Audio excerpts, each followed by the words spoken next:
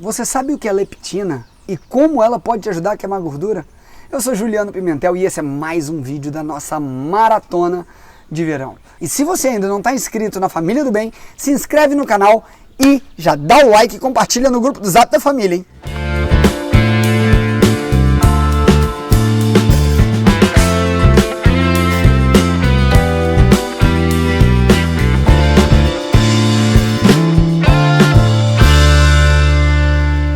Algumas evidências sugerem que indivíduos propensos à obesidade não respondem ao aumento do nível da leptina da mesma forma que indivíduos não obesos. A leptina é um hormônio produzido pelos adipócitos, tá?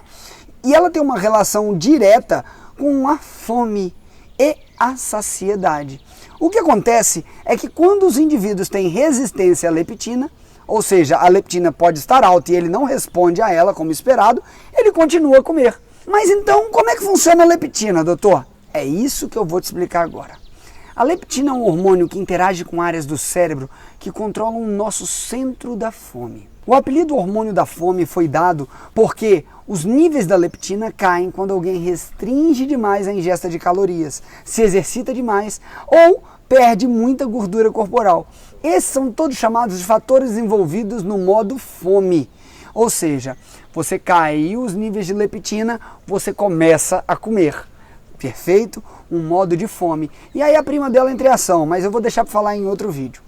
Explicando melhor, a leptina é conhecida como hormônio da fome ou, por vezes, hormônio da saciedade. Porque ele notifica o seu cérebro que você comeu o suficiente e que a quantidade de energia precisa de parar por ali ou de aumentar. No seu peso ideal, as células adiposas, ou seja, as células de gordura, produzem uma quantidade determinada de leptina, que mantém o equilíbrio energético interno necessário para a função de todas as suas células. Ou seja, no seu peso ideal, as células adiposas produzem uma quantidade determinada de leptina para manter o seu equilíbrio metabólico. O que acontece é que, quando as pessoas têm resistência à leptina, o corpo não recebe, o centro da fome não percebe essa pausa da saciedade, essa pausa da quantidade de comer, e a pessoa continua mandando para dentro, mandando ver, e fica engordando, porque ela não sabe aquele timing de parar. Vou te dar uma resposta específica de quando isso ocorre. Isso ocorre muito quando você vai à churrascaria.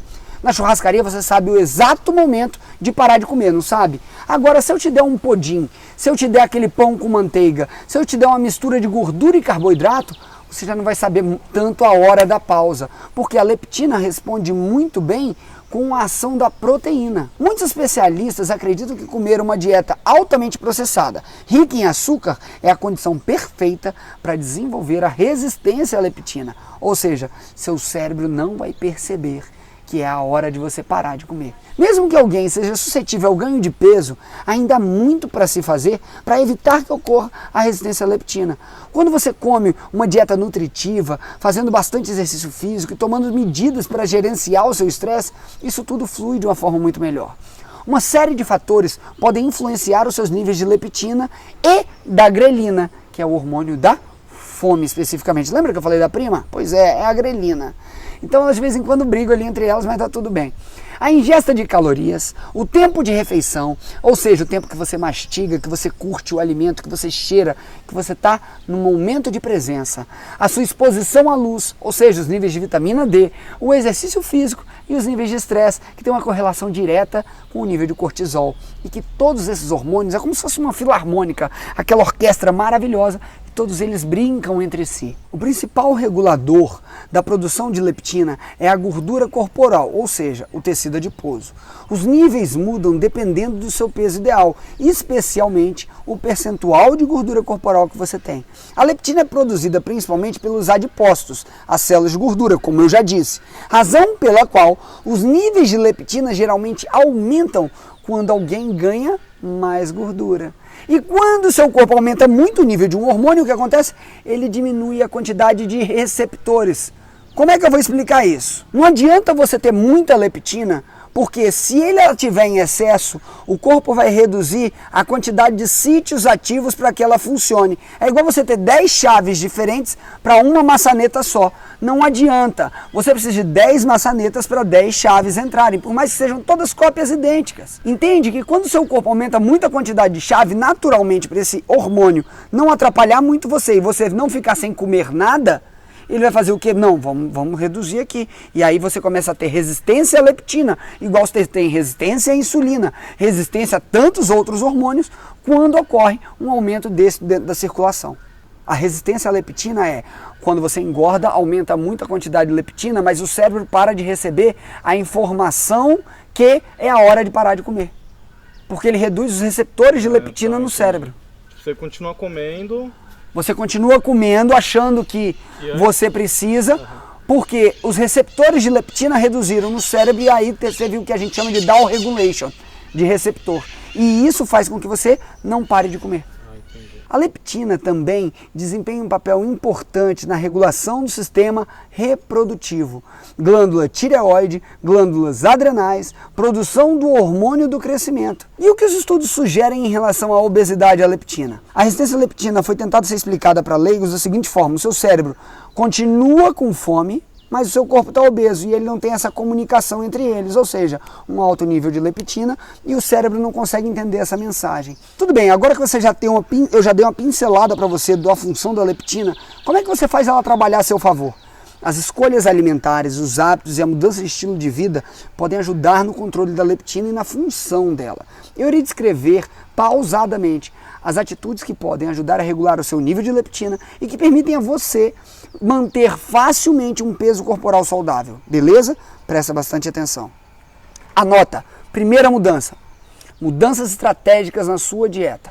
Alimentos de verdade, ricos em nutrientes, são as melhores opções para regular a sensibilidade à leptina. 2 tópicos muito importantes sobre o tema são: a obesidade e a resistência à leptina têm uma relação direta com a palatabilidade alimentar e a recompensa alimentar. O que é isso? A palatabilidade se refere ao gosto e sensação que você tem quando come, enquanto a recompensa ao alimento refere-se ao prazer momentâneo, efêmero, daquele brigadeiro que você mordeu.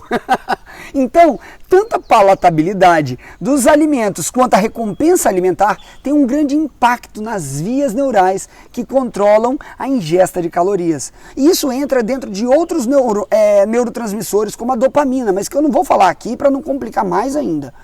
Os aspectos gratificantes de alimentos e o sabor são controlados por circuitos do sistema nervoso central, que também controlam a leptina e a grelina. Então, quando um alimento é denso em calorias e altamente processado, provoca alterações químicas no seu cérebro, aumentando o desejo de comer. E é por isso que certos alimentos na dieta vão fazer tão mal e aí você come sem parar e atrapalham a regular o seu apetite. Quer algum exemplo? Refrigerante, altas misturas de carboidrato com gordura. E quais são os alimentos que você não deve comer para equilibrar a sua leptina? Os alimentos que são mais suscetíveis a interferir com os níveis normais de leptina e grelina são aqueles ricos em grãos refinados, açúcar, gordura adicionada, ou seja, gordo e doce é do chifrudinho. Doce, então pode ser de Deus. Gordo pode ser de Deus. Gordo e doce, ó, é do bicho lá de baixo. Então, cuidado com isso. Não misture. Ah, doutor, você está falando então que sorvete faz mal? Faz. Sorvete é do bicho ruim. Não tem jeito não, gente. Ele pode ser gostoso, mas é do bicho ruim. E atrapalha o seu corpo, desregula a leptina, desregula a insulina, desregula tudo. Em outras palavras, nada de doce como bolo, rosquinha, biscoito, brownie, pastelaria, aquela coisa toda. A não ser que você tenha aprendido no Gostosuras Low Carb. Se não, fora isso, não pode. E mesmo do Gostosuras Low Carb, que são alimentos saudáveis, todos feitos em casa, com baixo índice de carboidrato, com mais predomínio de gordura e de proteína, você ainda assim não pode abusar. Então, é muito importante você colocar o paladar, a recompensa, o prazer na sua alimentação e ainda comer bem. Por outro lado, se você quiser alimentos que estimulem o funcionamento correto e a sensação de saciedade, você precisa de alimentos com alto teor de fibra, especialmente principais legumes frescos, ovos cozidos, legumes cozidos, crus ou não, E eles têm um alto volume de água, alto volume de fibra por serem feitos naturalmente. Ou seja, tem muitos nutrientes. E também é muito importante você comer alimentos ricos em proteínas, uma vez que a proteína ajuda a controlar a fome e retém a massa muscular magra, mantendo o seu corpo numa boa taxa metabólica, e aí você mantém a estrutura basal correta no seu corpo funcionando bem, tá bom? Você pode usar peixes selvagens, tipo a sardinha, um ótimo exemplo, ovo, carne, proteína vegetal, também tem muito, ora pronobis ou carne dos pobres, é maravilhoso, tem 30% de proteína numa folha, você tem noção disso? Então, por último, coma gorduras saudáveis. Além disso tudo que eu já falei, de boas fibras, de boas proteínas, de legumes, de verduras, gorduras saudáveis são densas em calorias, mas não necessariamente elas vão gerar problema para você. Não necessariamente a gordura que você comeu vai virar gordura no seu corpo. Um grande exemplo disso é o TCM. Quer outros exemplos de boas gorduras? Vou te dar: azeite, óleo de coco, abacate, nozes, sementes, gorduras encontradas naturalmente em produtos animais. Não estou falando para você comer só a gordura, só o bacon. Não que o bacon faça mal, mas só ele também pode ser um problema. Segunda ferramenta fabulosa. O jejum é uma ferramenta importante na resistência à leptina. Quem já me conhece sabe que eu sou um grande defensor do jejum e com motivo. Existem várias formas de jejum intermitente, incluindo a alimentação com restrição de tempo em tempo. Todas as formas de jejum foram associadas a melhoras da sensibilidade à leptina e ajudam à redução de gordura. Os especialistas acreditam que o jejum pode ajudar não só a controlar a inflamação, controlar o equilíbrio energético e a proteção contra a obesidade, por todos esses fatores associados. Um estudo encontrou evidências de que o jejum intermitente, combinado ao treinamento de resistência, poderia melhorar os biomarcadores relacionados à saúde e diminuir a massa gorda no corpo, mantendo assim a massa muscular ainda. Ou seja, diminuiu a massa gorda que produz a leptina, manteve a massa muscular, ingeriu proteína em paralelo, mudança de dieta, mudança dos seus hormônios. E aí a gente vai para o terceiro pilar. Se exercite regularmente. O exercício é uma das melhores maneiras de construir massa magra, ou seja, massa muscular. Ele melhora o seu metabolismo, aumenta a sensibilidade à leptina, do mesmo modo como melhora a resistência à insulina e a sensibilidade à insulina. À medida que o seu nível de atividade física aumenta, a sua taxa metabólica se eleva e a capacidade de regular a leptina também se altera, melhorando o seu corpo e você conseguindo desligar e ligar o seu interruptor da fome. Então, é muito importante que você coloque a prática de atividade física no seu dia a dia. Você está vendo como esse tema é complexo? Por isso que eu tenho também treinamentos onde eu dou aulas lá dentro, explico passo a passo. Por isso que dentro do último treinamento que eu e Carol fizemos, você recebe 80 receitas diferentes por semana. Receitas que vão te ajudar a se manter dentro desses preceitos que eu estou colocando. Técnicas de jejum, técnicas de meditação, técnicas de coaching, técnicas de atividade física como exercício, yoga. Você vai ter também até a aula de zumba lá dentro. Você vai dançar se você não quiser fazer atividade física direcionada. Agora, o mais importante é, você precisa sim buscar conhecimento para transformar a sua vida. Porque a partir do momento que você conhece algo como o que eu acabei de te dizer, a responsabilidade por mudar a sua vida é sua, por transformar a vida da sua família é sua, e você não pode terceirizar a sua saúde para outros. Então, aproveite essa oportunidade e clique no link que está aqui na descrição e você vai cair num vídeo onde eu e Carol vamos te explicar tudo, passo a passo, para você poder participar desse treinamento especial que já transformou mais de 2.000 mulheres no Brasil e no mundo.